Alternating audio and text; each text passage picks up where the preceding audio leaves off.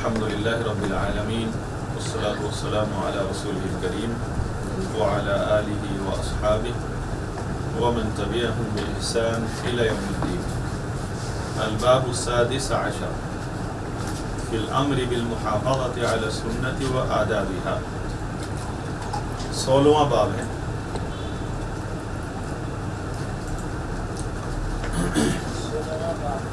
جی،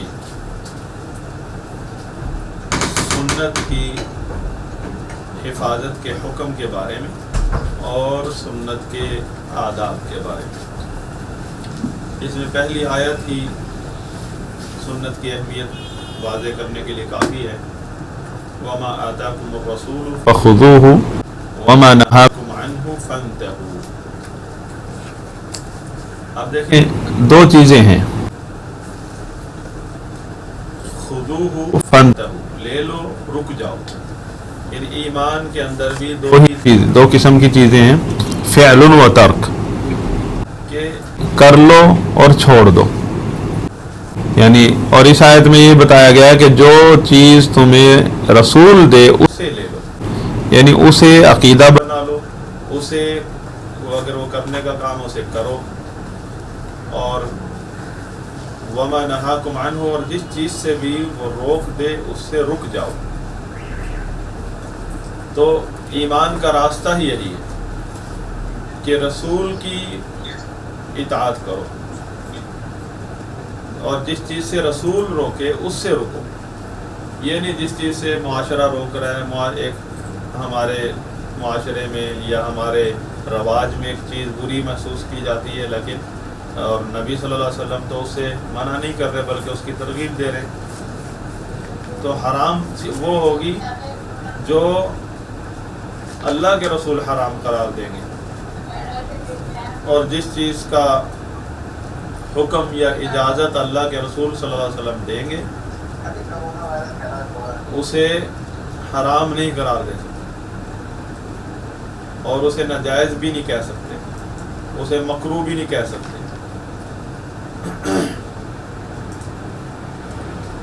تو سب سے پہلے رسول ہے شریعت کے اندر، دین کے اندر ہمیں جو دین میں جو رہنمائی لینی ہے جس سے، وہ رسول ہے، بلکہ یوں کہہ سکتے ہیں قرآن و حدیث رسول صلی اللہ علیہ وسلم دیں گے۔ یہ جو یہ ایک اور بات کہنا چاہوں گا کہ یہ آپ نے سنی ہوگی، معاشرے میں پھیل رہی ہے، کوئی کہتا ہے ہم تو قرآن لیں گے حدیث نہیں لیں گے، کوئی کہتا ہے پہلے مسئلہ قرآن میں دیکھیں گے، اگر مل گیا تو ٹھیک، پھر حدیث میں دیکھیں گے۔ یعنی اگر قرآن میں مل گیا تو پھر حدیث میں نہیں جائیں گے، کیا رسول صلی اللہ علیہ وسلم کے پاس نہیں جائیں گے؟ اصل چیز کیا ہے، قرآن بھی رسول سے لینا ہے اور حدیث بھی رسول سے ملے گی۔ ترتیب یوں ہے کہ سب سے پہلے رسول علیہ الصلوۃ والسلام ہے، آپ علیہ الصلوۃ والسلام۔ اب مثال کے طور پر مسواک ہے، مسواک کے مسئلے میں قرآن کی آیت تھوڑی ہمیں ملے گی، پہلے رسول اللہ صلی اللہ علیہ وسلم کی سنت سے ہمیں مسواک کی اہمیت اور مسواک کی ترغیب ملے گی۔ تو اصل چیز کیا ہے، جو قرآن میں بھی اللہ تعالیٰ نے جس کا حکم دیا وہ سب سے پہلے رسول ہے، رسول سے دین ملے گا۔ رسول علیہ الصلوۃ والسلام ہمارے لیے متعین کریں گے کہ یہ کیا جائز ہے کیا ناجائز ہے،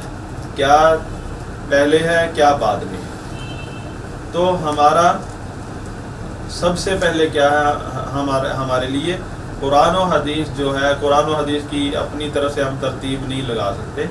جو ترتیب رسول اللہ صلی اللہ علیہ وسلم نے لگائی ہے۔ اگر کسی مسئلے میں اللہ کے رسول صلی اللہ علیہ وسلم پہلے حدیث دیتے ہیں تو ہم پہلے حدیث لیں گے، اگر کسی مسئلے میں قرآن اور حدیث دونوں ہی آپ صلی اللہ علیہ وسلم نے دیا ہے تو ہم دونوں ہی لیں گے، یعنی دونوں چیزوں میں سے دلائل لیں گے۔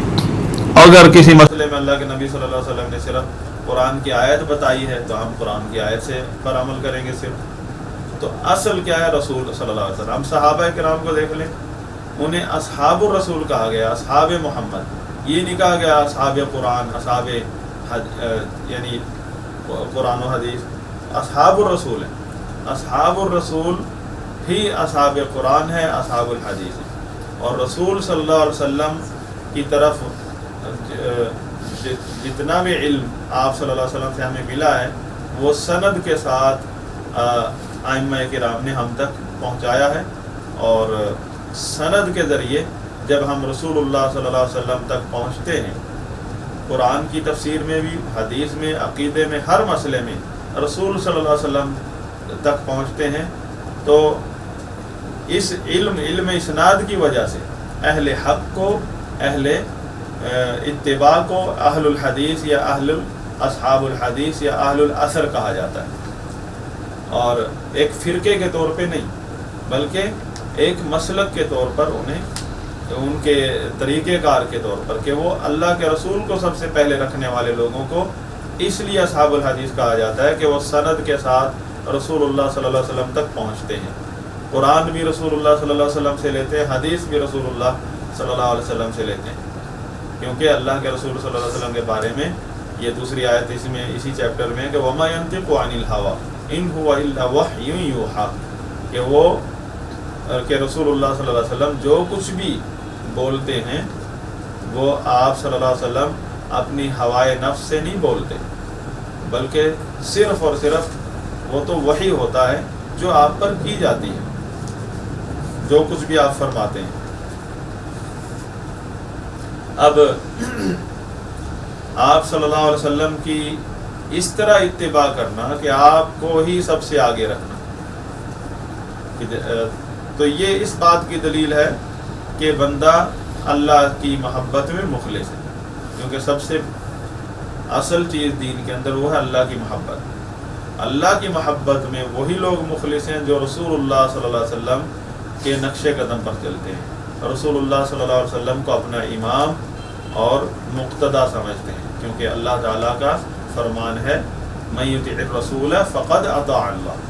جس نے بھی رسول کی اطاعت کی اس نے حقیقت میں اللہ کی اطاعت کی۔ تو جس شخص کا بھی یہ دعویٰ ہے کہ وہ اللہ تعالیٰ سے محبت کرتا ہے، تو اللہ تعالیٰ نے اس کے بارے میں یہ اصول نازل فرما دیا ہے کہ اے محمد صلی اللہ علیہ وسلم اسے کہہ دیجیے قُلْ إِن كُنتُمْ تُحِبُّونَ اللَّهَ فَاتَّبِعُونِي، کہہ دو کہ اگر تم اللہ تعالیٰ سے محبت کرتے ہو تو پھر میری پیروی کرو، میری اتباع کرو۔ اتباع کرو یعنی کوئی بھی چیز ہے اس کو سمجھنے کے لیے اس کے متضاد لفظ کو دیکھیے۔ اتباع کا حکم ہے، کس کی اتباع؟ رسول اللہ صلی اللہ علیہ وسلم کی اتباع۔ اور اگر اس کا متضاد دیکھیں، اگر کوئی شخص اتباع نہیں کرتا تو پھر وہ کس گھاٹی میں جا گرتا ہے؟ اتباع کا متضاد ہے الابتداع یعنی بدعت، کہ جو بھی شخص رسول اللہ صلی اللہ علیہ وسلم کی اتباع سے نکلے گا، اپنی منمانی کرے گا، یا کسی شخص کی تقلید میں، کسی اور شخص کی اتباع میں رسول اللہ صلی اللہ علیہ وسلم کی بات کو سائڈ پہ کر دے گا، تو وہ شخص لا محالہ بدعت ابتداء میں گھر چکا ہے، اور وہ اس کا قدم اتباع سے نکل کے ابتداء میں داخل ہو چکا ہے، یعنی ابتداء مطلب بدعت، رسول اللہ صلی اللہ علیہ وسلم اور صحابہ کے راستے کو چھوڑ دیا ہے اس نے۔ تو آپ صلی اللہ علیہ وسلم نے اس روش کو فرمایا فَإِنَّ كُلَّ مُحْدَثَةٍ بِدْعَةٍ، ہر نئی چیز بدعت ہے۔ فرمایا إِيَّاكُمْ وَمُحْدَثَاتِ الْأُمُورِ، تم دور رہو ہر نئی چیز سے، ہر نئی بات سے، یعنی دین کے اندر نئی بات کون سی ہے؟ جو رسول اللہ صلی اللہ علیہ وسلم کی اتباع سے باہر ہو۔ آپ صلی اللہ علیہ وسلم نے فرمایا فَإِنَّ كُلَّ مُحْدَثَةٍ بِدْعَةٍ، کہ ہر نئی بات بدعت ہے،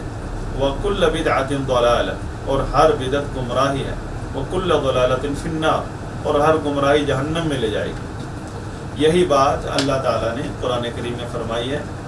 کہ وَمَن يُشَاقِقِ الرَّسُولَ مِن بَعْدِ مَا تَبَيَّنَ لَهُ الْهُدَىٰ وَيَتَّبِعْ غَيْرَ سَبِيلِ الْمُؤْمِنِينَ، کہ جو شخص رسول کی مخالفت کرتا ہے اس کے بعد کہ اس کے سامنے ہدایت، راستہ، ہدایت یعنی نبی صلی اللہ علیہ وسلم کا جو راستہ ہے وہ واضح ہو چکا ہے، اور وہ مومنین یعنی صحابہ کرام کا راستہ چھوڑ کر کوئی اور راستہ اپنا لیتا ہے، اسے اپنا مسلک بنا لیتا ہے، فرمایا نُوَلِّهِ مَا تَوَلَّىٰ، پھر جب کوئی شخص رسول اللہ صلی اللہ علیہ وسلم اور صحابہ کرام کے راستے سے نکل جاتا ہے، اپنی مرضی کا راستہ اپناتا ہے، اسے اپنا مسلک کا درجہ دے دیتا ہے، تو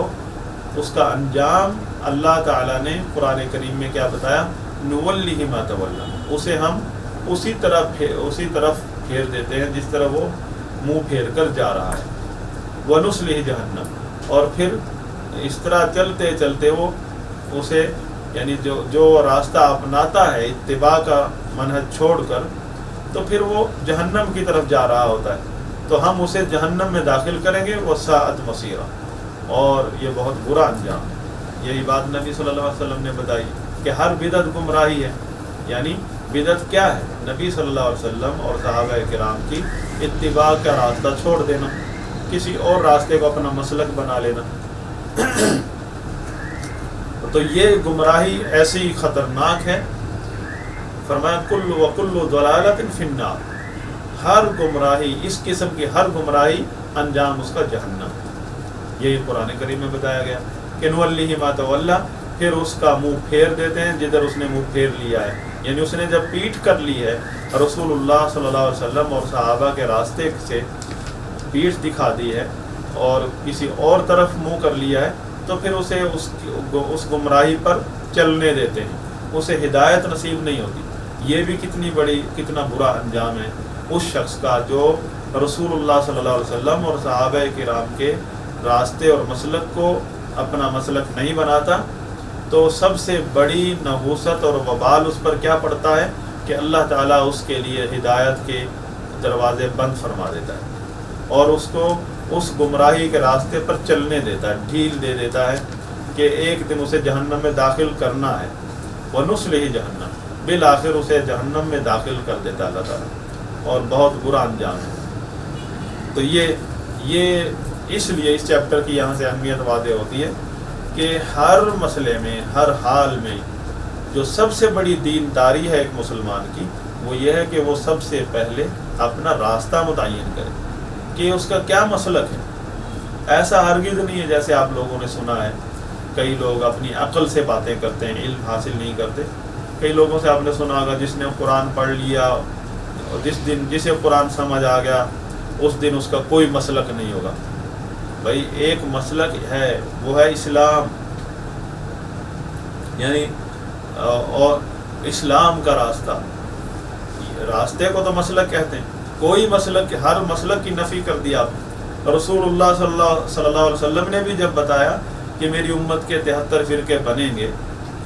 وہاں بھی یہ فرمایا کہ 72 کے بارے میں فرمایا کلھا فی النار الا واحدہ، ایک کے علاوہ ایک فرقہ یعنی ایک گروہ، ایک مسلک، اس کی آپ صلی اللہ علیہ وسلم نے ضمانت دی ہے کامیابی، اور اس کی وجہ یہ بتائی ہے کہ وہ لوگ ما انا علیہ واصحابی، جس راستے پر میں اور میرے صحابہ ہیں اس پر جمے ہوئے، اس وجہ سے وہ کامیاب ہیں۔ اور جتنے 72 کے 72 فرقے جو گمراہ ہوئے ہیں، جہنم کے مستحق بنے ہیں، اور ان کا جرم کیا ہے کہ انہوں نے یہ مسلک چھوڑ دیا، ما انا علیہ واصحابی کا۔ تو سب سے پہلے بڑی کامیابی مسلمان کی دینداری، کوئی ایک چھوٹا سا عمل کیوں نہ ہو، اس کی قبولیت کے لیے شرط یہ ہے کہ وہ عمل سنت کے مطابق ہونا چاہیے۔ اور ایک آدمی کی سوچ، آئیڈیالوجی، اس کا مسلک ہی سنت نہیں ہے، تو اس کی ساری محنتیں، دینداریاں وہ بدعت کے راستے پر ہیں، اور یہ راستہ آپ صلی اللہ علیہ وسلم کے بقول یہ جہنم کو جاتا ہے۔ اس راستے پر کوئی تہجدیں پڑھ رہا ہے، کوئی تسبیحات کر رہا ہے، تلاوتیں کر رہا ہے، راستہ اس نے غلط متعین کیا ہے، تو یہ عبادات اسے جہنم سے نہیں بچا سکتی۔ اسی لیے آپ صلی اللہ علیہ وسلم نے ایسے لوگوں کے بارے میں فرمایا کلھا فی النار، یہ سب کے سب جہنم میں جائیں گے۔ لیکن میں یہاں ایک تنبیہ کر دوں کہ بہت سارے لوگ ہمارے، جنہیں اللہ تعالیٰ صحیح عقیدے کی سمجھ عطا فرماتا ہے، وہ یہ سمجھتے ہیں شاید کہ اس حدیث کا مطلب ہے کہ وہ کفار ہو گئے۔ نہیں، وہ مسلمان ہیں، اہل توحید ہیں۔ اہل توحید بھی اگر نبی صلی اللہ علیہ وسلم کا مسلک چھوڑ دیتے ہیں، اپنی عقل کو یا اپنے علماء کے بنائے ہوئے طریقہ کار کو مسلک کا درجہ دے دیتے ہیں، تو پھر ان کا سب سے پہلا انجام یہ ہے کہ وہ آپ صلی اللہ علیہ وسلم نے فرمایا جہنم میں جائیں گے، والعیاذ باللہ۔ تو اللہ تعالیٰ نے اس بارے میں مزید فرمایا ہے لَقَدْ كَانَ لَكُمْ فِي رَسُولِ اللَّهِ أُسْوَةٌ حَسَنَةٌ، کہ تمہارے لیے اللہ کے رسول صلی اللہ علیہ وسلم کی زندگی میں بہترین نمونہ ہے، لِمَنْ كَانَ يَرْجُو اللَّهَ وَالْيَوْمَ الْآخِرَ، یعنی یہ اس شخص کے لیے بہترین نمونہ ہے جو اللہ سے ڈرتا ہے اور یوم آخرت کا خوف ہے، اور اسے ایمان ہے کہ اللہ تعالیٰ سے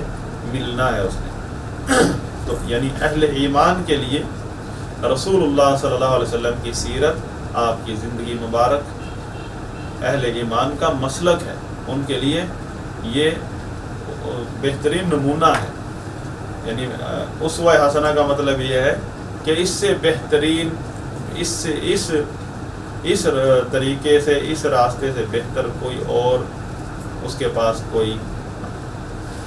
آئیڈیل نہیں ہے، رسول اللہ صلی اللہ علیہ وسلم سے بہتر مسلمان اہل ایمان کے پاس۔ تو آپ اللہ تعالیٰ کا فرمان ہے فَلَا وَرَبِّكَ، تیرے رب کی قسم، لا یؤمنون، اللہ تعالیٰ نے نبی صلی اللہ علیہ وسلم کی طرف کو مخاطب کر کے فرمایا آپ کے رب کی قسم، لا یؤمنون، نہیں ایمان لاتے، یعنی نہیں ایمان والے ہو سکتے ہیں، حتی یحکموک فیما شجر بینہم، جب تک یہ لوگ آپ کو حکم نہ بنا لیں، قاضی نہ بنا لیں، آپ سے فیصلہ نہ کروا لیں، آپ کے فیما شجر بینہم، ہر اس چیز میں جس میں ان کا اختلاف ہو گیا، ثم لا یجدوا فی انفسہم حرجا مما قضیت ویسلموا تسلیما، اس کے بعد یہ کافی نہیں ہے کہ جی نعرہ مار دیا اللہ کے رسول صلی اللہ علیہ وسلم کو میں اپنا حکم مانتا ہوں، آپ صلی اللہ علیہ وسلم کی سنت کو میں مانتا ہوں، اتنا کافی نہیں ہے، قرآن و حدیث کا نعرہ مارنا کافی نہیں ہے، کیونکہ آپ صلی اللہ علیہ وسلم تو قرآن و حدیث دیتے ہیں نا، آپ صلی اللہ علیہ وسلم سے تو کی بات تو ساری قرآن و حدیث ہے، پوری شریعت ہے، آپ کا ایک ایک لفظ شریعت اسلامیہ ہے، اور یہی بات اللہ تعالیٰ فرما رہے ہیں کہ ایمان والے ہو نہیں سکتے جب تک اللہ کے رسول صلی اللہ علیہ وسلم کو حکم نہ بنائیں۔ اب ہم یہاں اہل بدعت کیا کرتے ہیں، قرآن اپنے ہاتھ میں لے لیتے ہیں، حدیث کی کتابیں آگے سجا لیتے ہیں، مناظرے کا اعلان کر دیتے ہیں اور فیصلہ خود کرتے ہیں، فیصلہ اللہ کے رسول صلی اللہ علیہ وسلم سے نہیں کرواتے۔ یعنی کون سا ایسا مسئلہ ہے دین کا جو اللہ کے رسول صلی اللہ علیہ وسلم نے بیان نہیں فرمایا ہے؟ بھئی جب بھی جھگڑا ہو جائے دو آدمیوں میں، بجائے اس کے کہ وہ کہے دلیل دکھاؤ، وہ کہے آپ اپنی دلیل دو، سب سے پہلا سوال تو یہ ہونا چاہیے کہ دلیل کیا چیز ہے۔ بخاری کی وہ عبارت جس کو یہ آدمی اپنے لیے استعمال کرنا چاہتا ہے، دوسرا اپنے لیے استعمال کرنا چاہتا ہے، یا وہ رسول اللہ صلی اللہ علیہ وسلم کا بتایا ہوا طریقہ دلیل بنے گا جو بخاری میں سند کے ساتھ ہے یا قرآن کریم میں آیات کریمہ میں موجود ہے۔ دلیل کیا ہے؟ دلیل کیا ہونی چاہیے کہ قرآن و حدیث ہی اصل دلیل ہے، لیکن قرآن و حدیث میں ہمیں پتہ چلے گا کہ رسول اللہ صلی اللہ علیہ وسلم کیا فرماتے ہیں، رسول اللہ صلی اللہ علیہ وسلم نے ہمیں اس امت اسلامیہ کو اس مسئلے میں کیا دیا ہے، اس مسئلے میں کیا بتایا، اس مسئلے میں کیا بتایا۔ تو جھگڑا ختم کرنے کا ارادہ ہونا چاہیے اور رسول اللہ صلی اللہ علیہ وسلم سے فیصلہ کروانے کا ایمان ہونا چاہیے کہ جو بات رسول اللہ صلی اللہ علیہ وسلم کہہ دیں گے، آپ جس چیز کا فیصلہ کر دیں گے، ہمارا وہ مسلک ہوگا۔ تو یہی وجہ ہے کہ آج مناظروں کا فیصلہ نہیں ہوتا، کیونکہ ہر آدمی چاہتا ہے کہ میری جو آئیڈیالوجی ہے وہ لاگو ہو جائے دوسرے پر، اور اس کے لیے وہ کتابیں سجاتا ہے۔ تو لیکن جو ایمان والے لوگ ہیں وہ بڑی جلدی اختلاف ختم کر لیتے ہیں، کیونکہ ان سب کا قبلہ ایک ہے، محمد رسول اللہ صلی اللہ علیہ وسلم کو آپس میں رنجشیں ختم ہو جاتی ہیں، اختلافات کے باوجود جب انہیں پتہ چلتا ہے کہ جس مسئلے میں ہم اختلاف کر رہے تھے اس مسئلے میں رسول اللہ صلی اللہ علیہ وسلم کی تعلیم تو یہ ہے، یہ ایمان کی نشانی، یہ اہل ایمان کا مسلک ہے۔ تو اسی لیے اللہ تعالیٰ نے شرط لگائی، خالی قرآن و حدیث ماننا کافی نہیں ہے، فرمایا ثم لا یجدوا فی انفسہم حرجا، اس کے بعد یہ ہے قرآن و حدیث تو آپ نے رکھ لیا ہے، قرآن و حدیث کے حوالے دے رہے ہیں، لیکن سب سے پہلی بات یہ ہے کہ قرآن و حدیث میں سے اللہ کے رسول کا فیصلہ ڈھونڈو، اللہ اور اس کے رسول کا فیصلہ ڈھونڈو، اور پھر اس کے بعد اللہ اور اس کے رسول کے فیصلے کے بارے میں اپنے دل میں ذرا بھی تھوڑا سا بھی میل نہیں آنا چاہیے، یعنی کھلے دل سے اسے قبول کرو۔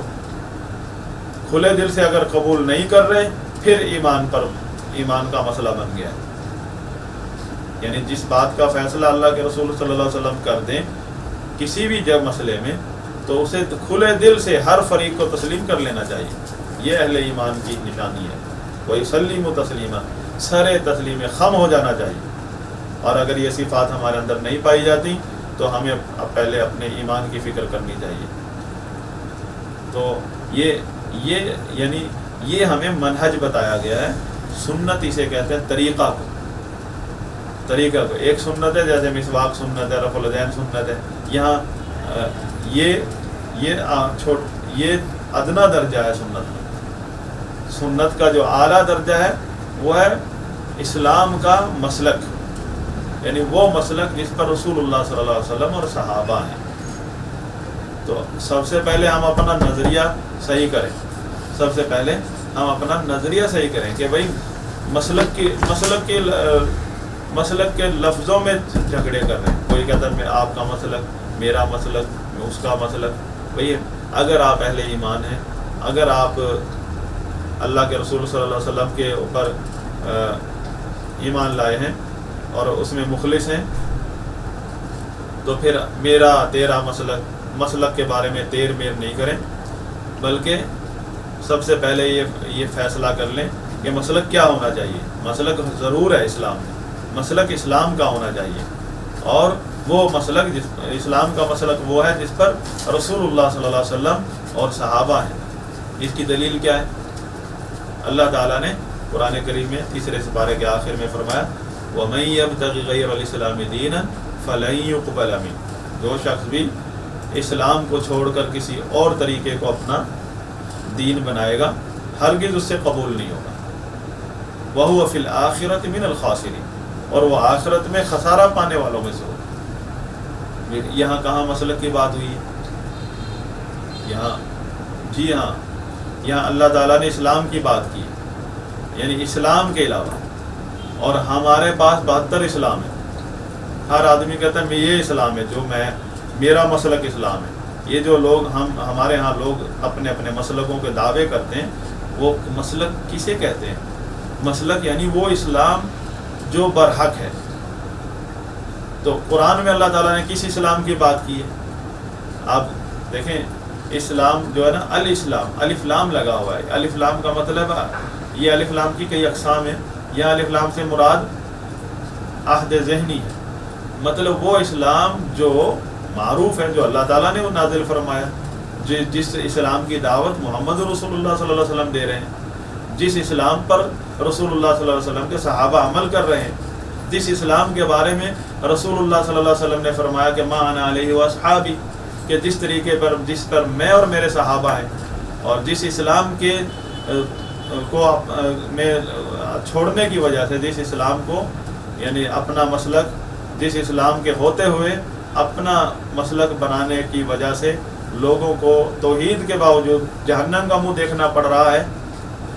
وہ اسلام یعنی ما انا علیہ واصحابی۔ تو مطلب اس آیت کا کیا ہوا؟ جس شخص نے اس طریقے کے علاوہ، جس طریقے پر رسول اللہ صلی اللہ علیہ وسلم اور صحابہ ہیں، کسی اور طریقے کو، کسی اور مسلک کو اپنا طریقہ بنایا، اس کا کوئی عمل قبول نہیں ہوگا،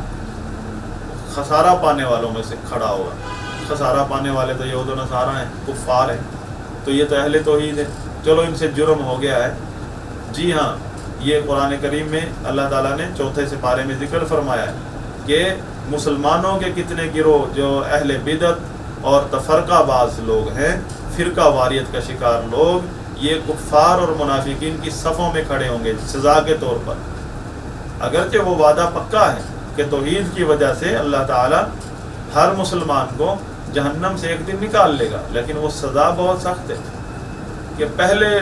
یک لخت کہ اہل بدعت کو جہنم کا منہ دیکھنا پڑے، چاہے وہ انہوں نے اللہ کے ساتھ شرک نہیں کیا۔ کون سی آیت ہے وہ؟